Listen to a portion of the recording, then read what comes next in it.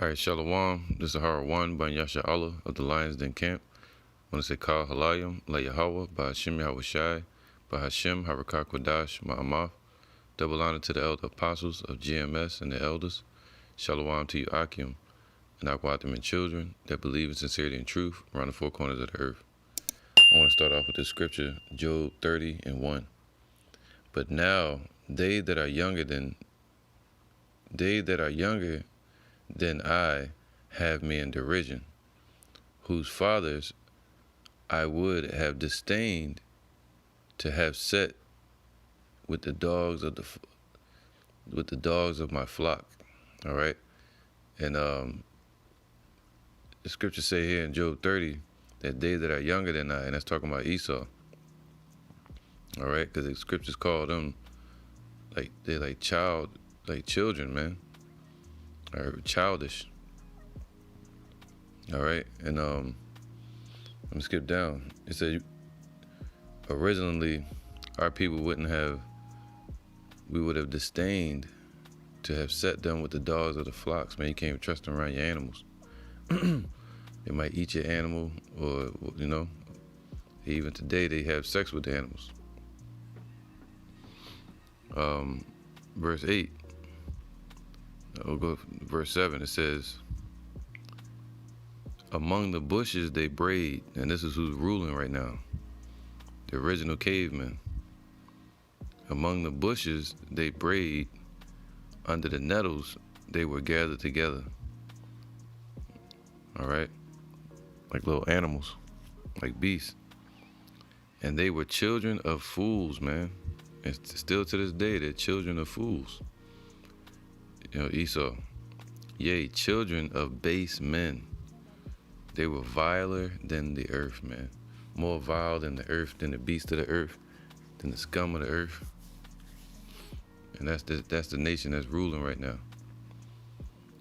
All right, so this is what comes with it. I want to read this article dealing with the coronation pie, which was an 800-year tradition. And I thought he was going to eat it. But he didn't. He switched it over to something more, just as equally abominable, a just as equal abominable dish. This guy, King Charles, that they call the king, who's nothing but a carnal form of the Lord of Flies, man, the Lord of Demons, the Lord of Dung. So this says King Charles breaks 800 years of tradition with coronation pie. All right, so now so-called King Charles,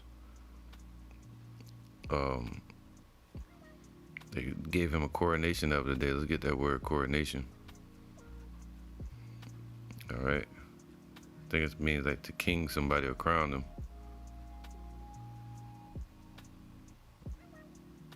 Let me see real quick. All right, coronation, it just means to crown, right? To crown someone. Adorn with a garland. All right. Now, it says with the grand culinary preparations for King Charles III's coronation, Anglophile bakers around the world have obsessively been recreating their own version of the coronation pie or coronation quiche. Though most mock coronation pies are made with chicken, people that kind of imitate the coronation pie, they'll make it with chicken. The protein of old tradition was typically the lamprey, and that's what I thought he was going to eat. That shit looked like Jar Jar Binks from Star Wars.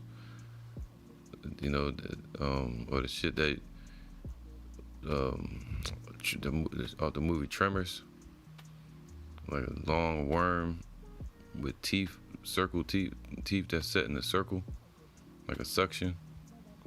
Well, they take that and they put they spread that out throughout the pie, and they eat it with the teeth and everything, man.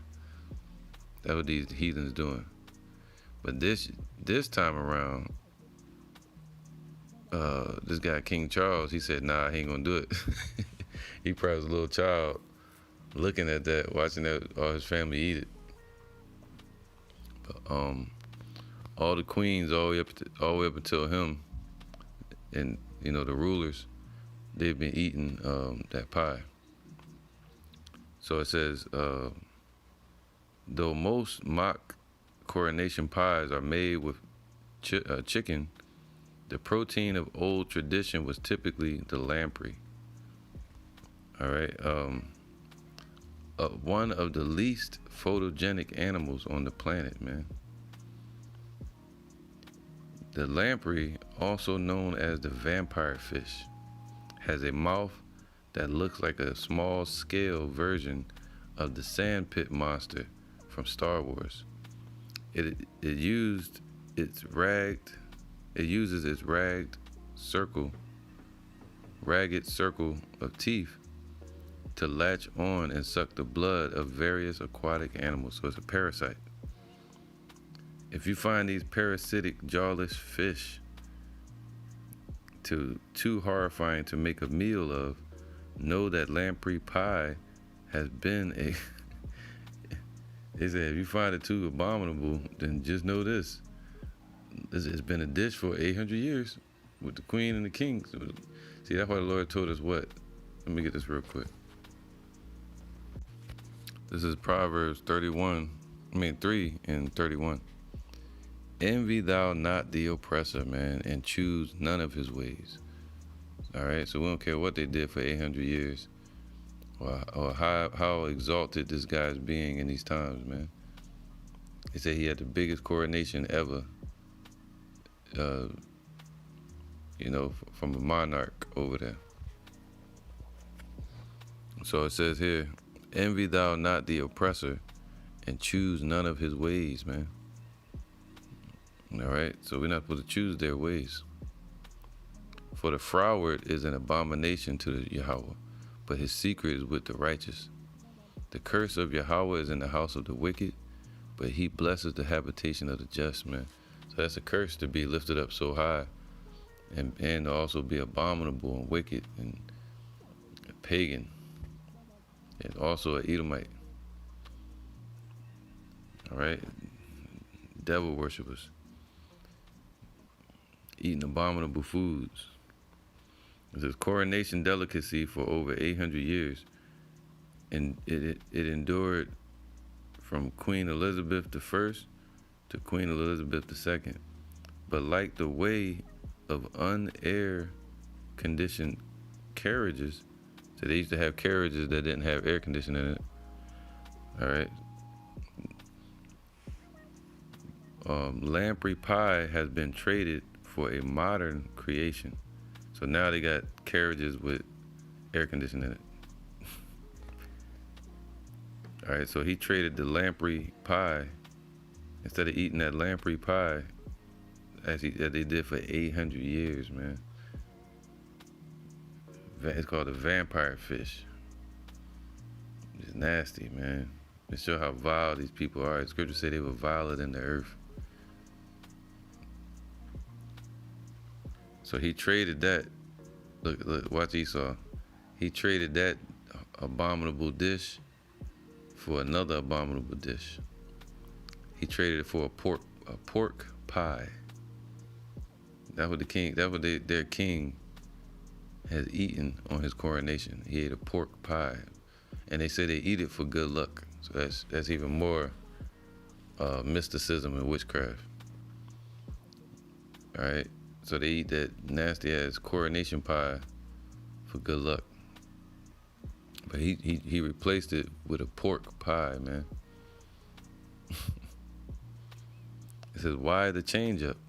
King Charles has long been involved in the conservation efforts, and though the eel, like lamprey, was once plentiful, it has since become endangered in England. They probably eating it. Lord Lieutenant Edward Gillespie commented after the ceremony, Lord, oh man, was held, that presented the pie to the king's representative in Gloucester, England. It would be inappropriate in these times to present lampreys to anybody. Per the New York Times, perhaps with this scarcity in mind, the pastry chefs were asked to swap the pork for lamprey. So there's two abominable dishes, man, that our people not supposed to deal with. And it just shows how far that vile mindset goes back with those heathens, man. They got all kind of wicked practices that we don't even know about, that we can't imagine in their households. All right. While it may feel like an egregious departure from time-honored tradition, I hate the way this person writes too, man. This swap is a perfect reflection of King Charles's environmentalist philosophy. Oh my goodness. The Prince of the Power of the Air, man. All right. So, let me get this real quick.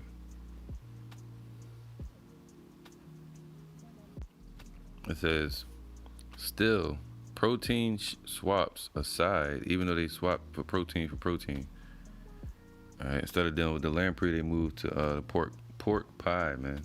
This wicked. Was decorated with three, so that his pie was decorated. It was decorated with 3 lamprey-shaped pastry decorations in a nod towards its historical origin. So they had it shaped like the lamprey teeth. Nasty, man. One fell off prior to the serving, but the crowd seemed not to mind. Some Gloucester officials hoped that with King Charles's focusing on sustainability, one day the lamprey can make a resurgence and return to the menus of England. Until then, pork seems a tasty enough alternative for the coronation revelers. Oh my goodness. That's off of an article called Tasting the Table. Leviticus 11:9. These shall ye eat of all that are in the waters. All right. That's why the Lord gave us what? Laws. He gave these laws to the children of Israel. Let me get this. This is Leviticus 11:2. Speak unto the children of Israel, saying, these are the beasts which ye shall eat among all the beasts that are on the earth. Whatsoever parteth the hoof and is cloven-footed, and cheweth the cud, which pigs don't chew the cud, among the beasts, that shall ye eat. All right. Nevertheless, these shall ye not eat of them that chew the cud, or of them that divideth the hoof, as the camel, because he cheweth the cud, but divideth not the hoof, he is unclean unto you. Now, get this part real quick. All right. It says, verse 7, and the swine, the pig, right? Pork, though he divide the hoof and be cloven-footed, yet he cheweth not the cud, he is unclean unto you, man. One of the most unclean animals on the earth. That's the focus. They eating the unclean animals. That's their, that's their ritual. All right. Some type of pagan-minded good luck ritual, man. So he switched from lamprey to pork. Everything that's abominable. Now it says here, of their flesh ye shall not eat, and their carcass shall ye not touch. They are unclean to you. All right, even trying to do it in a mocking sense to where they put chicken in there, that's still them trying to rehearse the wicked acts. We supposed to be rehearsing the righteous acts of the Lord. All right. It says, these shall ye eat of all that are in the waters. Whatsoever have fins and scales in the water, in the seas and in the rivers, them shall ye eat. And of all that have not fins and scales in the seas and in the rivers, of all that move in the waters, and of any living thing which is in the waters, they shall not, so like it, they shall be an abomination to you, man. So that's abomination, eating that. But it's for the heathens to do, you know. And it shows you, even though they're exalted so high, the Lord said that their dwelling shall be in the dust forever, meaning darkness and confusion. And on their belly shall they go, meaning always be in the low life. All right. They shall even be an abomination unto you. Ye shall not eat of their flesh, but ye shall have their carcasses in abomination.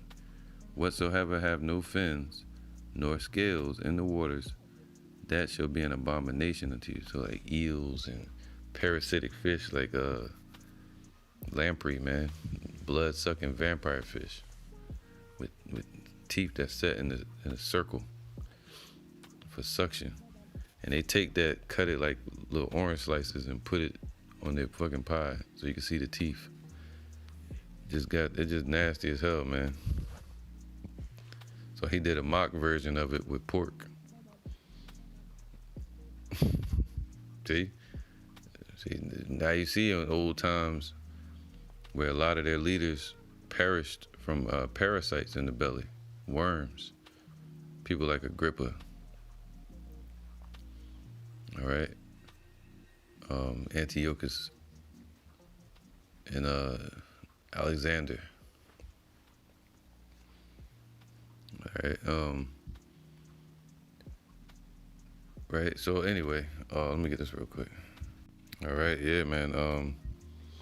It was that Alexander. They say malaria took him out. Agrippa was eating the worms, and Antiochus Epiphanes.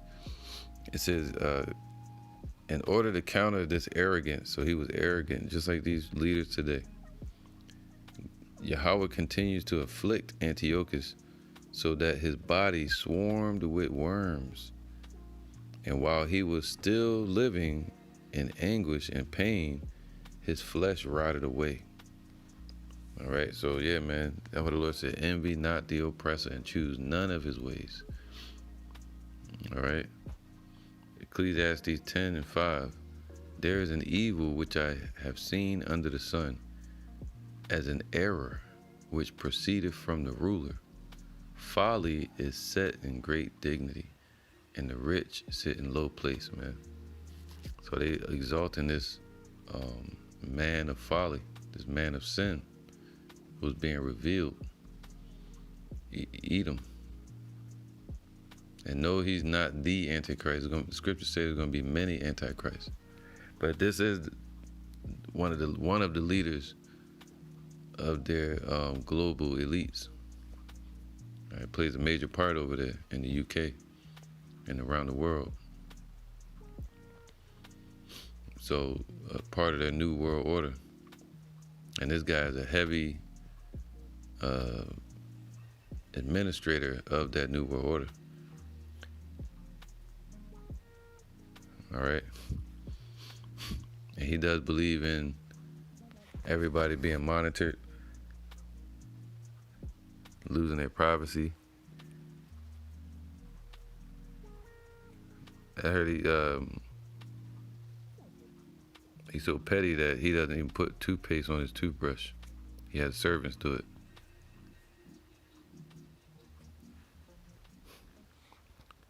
So it says, folly is set in great dignity, and the rich sit in low place. I have seen servants upon horses, and princes walking as servants upon the earth. Hebrews 12:16. lest there be any fornicator or profane person. All right. Let me get this.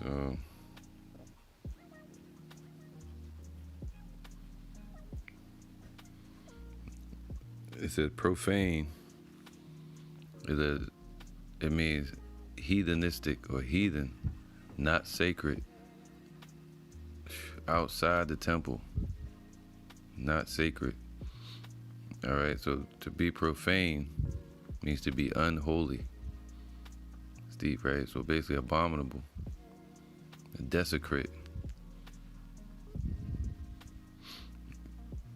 treating holy things with basically disrespect. Profaner, so that's Esau. So it says, lest there be any fornicator, meaning idolatry, idol worshiper, or profane person. Deep. As Esau, who for one morsel of meat sold his birthright.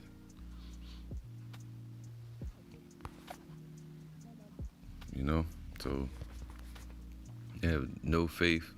They were base men, violent in the earth, profane. You know, but you got our people. You got Jake. That was, I remember last year or so, a couple years ago, some African woman or Jake woman bowed down to him over there and crawled over to him. Say they exalt him and they praise these heathens, man.